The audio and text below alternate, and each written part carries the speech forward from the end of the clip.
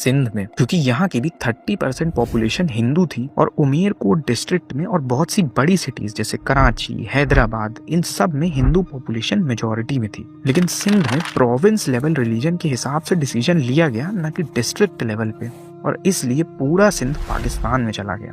आज के टाइम तक भी उमेरकोट में हिंदू पॉपुलेशन मेजॉरिटी में है। इसके अलावा ऐसा ही डिस्प्यूट बंगाल में भी हुआ था, जहां एक बहुत बड़ा चित्तगोंग हिल ट्रैक्स का एरिया, जहां 97% पॉपुलेशन नॉन मुस्लिम थी, वो पूरा का पूरा पाकिस्तान को दे दिया गया। और इसका ये रीजन बताया गया कि ये एरिया इंडिया के लिए इनएक्सेसिबल था और ईस्ट पाकिस्तान का मेन चित्तगोंग एरिया बहुत नैरो हो रहा था, तो इसको कुछ बफर मिल जाता। वहाँ के लोग तो इतने श्योर थे कि वो इंडिया से जुड़ने वाले हैं कि उन्होंने इंडिया का फ्लैग तक होस्ट कर दिया था, लेकिन बाद में पाकिस्तानी आर्मी ने उसको फोर्सफुली डाउन करवा दिया। ऐसे ही मालदा डिस्ट्रिक्ट 51% मुस्लिम था और वहाँ पाकिस्तान का फ्लैग भी होस्ट हो चुका था, लेकिन 17 अगस्त को जब पार्टीशन का मैप रिलीज होता है तब पता चलता है कि मालदा इंडिया में जा चुका है। ऐसे ही मुर्शिदाबाद जो 70% मुस्लिम था और खुलना जो 51% हिंदू था, उनमें भी यही हुआ और दोनों अपोजिट कंट्रीज में चले गए। और इस सब का रीजन ज्योग्राफी और कनेक्टिविटी बताया गया। और इस सब के बाद फाइनली पार्टीशन होता है मोस्ट कंट्रोवर्शियल प्रोविंस का।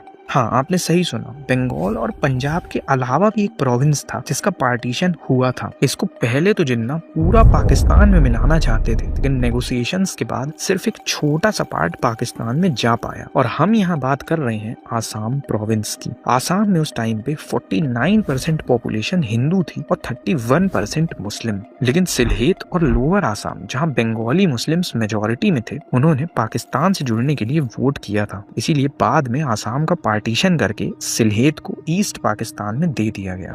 तो इन सारे एरियाज के डिस्प्यूट्स और कॉन्फ्लिक्ट्स के बाद Sindh, North Western Frontier Province, Balochistan, West Punjab, East Bengal और सिलहेत को मिला के फाइनली पाकिस्तान बनता है। अब इस पूरी कहानी में एक ध्यान रखने वाली बात ये है कि पूरी पार्टीशन प्रोसेस के लिए रेडक्लिफ के पास ना कोई एडवाइजर था और ना कोई एक्सपर्ट्स की टीम। सिर्फ ये 4 रिप्रेजेंटेटिव्स थे जो किसी काम के नहीं थे, क्योंकि हर चीज में ये आपस में डिबेट करने लगते थे जिसका कोई कंक्लूजन नहीं निकलता। लेकिन कई स्कॉलर्स के हिसाब से इस पूरी कंडीशन के बावजूद रेडक्लिफ को खुद पे कोई डाउट नहीं था और ना ही उन्होंने कोई ऑफिशियल कंप्लेंट की थी इन खराब सर्कमस्टेंसेस की। रेडक्लिफ ने इस डिवीजन को कैजुअल बताया और कहा था, no matter what I do, people will suffer.